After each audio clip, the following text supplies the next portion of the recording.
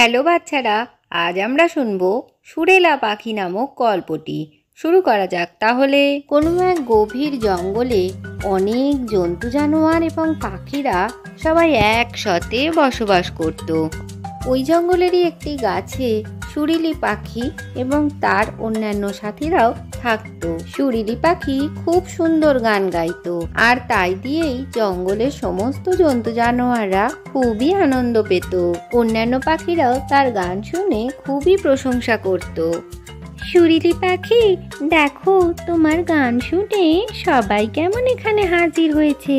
তোমার গলায় একটা আলাদা জাদু আছে, যেটা শুনে সবাই সুস্থ আর নিরোগী হয়ে যায়। এরপর সুরিলি পাখি আকাশে উড়তে উড়তে জঙ্গলের দিকে চলে যায়। জঙ্গলে গিয়ে সে একটি গাছের ডালে গিয়ে বসে। সেই গাছেরই ওপরের ডালে একটি কাক অসুস্থ হয়ে বসেছিল। সে এতটাই অসুস্থ ছিল, সে উড়তেও পারছিল না। সেখানে বসেই সুরিলি পাখি বলে, আজ পরিবেশ কত সুন্দর। এই কথা বলেই সে গান গাইতে লাগে। সুরেলি পাখির গান শুনে কাকের মধ্যে হঠাৎ একটা প্রাণের সঞ্চার হয়। সে আগের মতনই নিজেকে সুস্থ বোধ করে আর বলতে থাকে, এই ঘটনাটা হলো কিভাবে? এই পাখির গলায় কোনো জাদু নেই তো, আমি ঠিক হয়ে গেলাম। এরপরে কাক সুরিলি পাখির কাছে আসে আর বলে, তুমি কি সুন্দর গান করো, তোমার গলার আওয়াজ শুনে আমি সুস্থ হয়ে গেছি। আমি অনেক দিন ধরেই অসুস্থ ছিলাম, তোমার গলায় কি কোনো জাদু আছে নাকি? বাহ, এ তো খুব ভালো কথা, কিন্তু এটা আমার গানের জন্য হয়নি। তুমি নিশ্চয়ই কোনো ওষুধ খেয়েছো। তুমি হয়তো ঠিকই বলছো, কিন্তু তুমি খুবই ভালো গান গাও। সুরিলি পাখি এটা কিছুতেই বিশ্বাস করছিল না যে তার গানের গলার জন্যই সবাই সুস্থ হয়ে যাচ্ছিল। তখনই আকাশে শোন পাখি উড়ছিল, আর তাকে একটা চিল আক্রমণ করে। সে মাটিতে পড়ে গিয়ে তার পা দিয়ে খুবই রক্ত বেরোচ্ছিল। ওই গাছেরই ওপরে বসেছিল সুরিলি পাখি। তার গান শোনা মাত্রই শোন পাখির পা একদম ভালো হয়ে যায়। সুরিলি পাখি, তোমার গানের গলা শুনে আমার পা একেবারেই ঠিক হয়ে গেছে।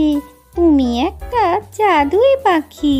আমার মনে হয় না আমি জাদুই পাখি, কিন্তু একটু আগেই কালো কাক আমার গান শুনে সুস্থ হয়ে গেছে। এখন তো মনে হচ্ছে আমার গলায় বুঝি জাদু আছে। আমি আমার এই জাদুই শক্তি দিয়ে এই জঙ্গলের সমস্ত প্রাণীদের সুস্থ করে তুলবো, আর কখনো আমার শক্তির ভুল ব্যবহার করব না। জঙ্গলে এমন জন্তুও ছিল যে সুরিলি পাখিকে একেবারেই পছন্দ করতো না। তার মধ্যে ছিল যজ্ঞ বাদর। একদিন যজ্ঞ বাদর খুবই অসুস্থ হলো। তারপরে সে হাঁটতে হাঁটতে সুরিলি পাখির কাছে চলে এলো। তুমি নাকি গান গাইলে সবাই সুস্থ হয়ে যায়? তাহলে তুমি গান গেয়ে আমাকে এক্ষুনি সুস্থ করে দাও। হ্যাঁ হ্যাঁ, কেন নয়, আমি তোমায় এক্ষুনি সুস্থ করে দিচ্ছি। যেই সুরিলি পাখি গান করতে শুরু করে, অমনি দুষ্টু বাঁদর তাকে হাত দিয়ে ধরে ফেলে। তুমি আমাকে কেন ধরেছো?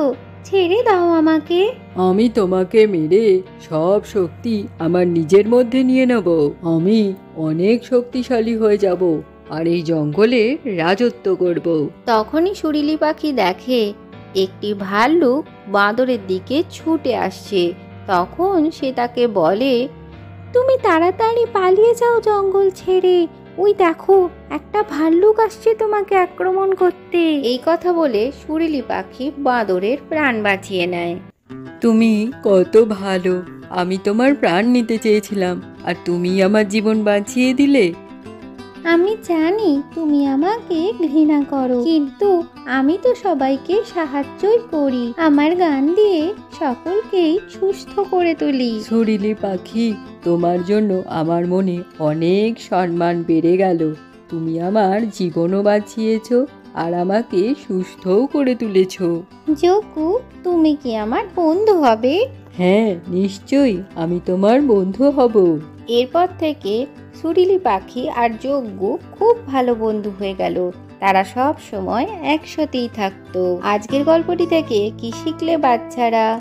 যে যতই আমাদের সাথে খারাপ ব্যবহার করুক, আমরা কিন্তু কারোর সাথেই খারাপ ব্যবহার করব না। ভিডিওটি ভালো লাগলে চ্যানেলটিকে লাইক ও শেয়ার করে সাবস্ক্রাইব করে দিও।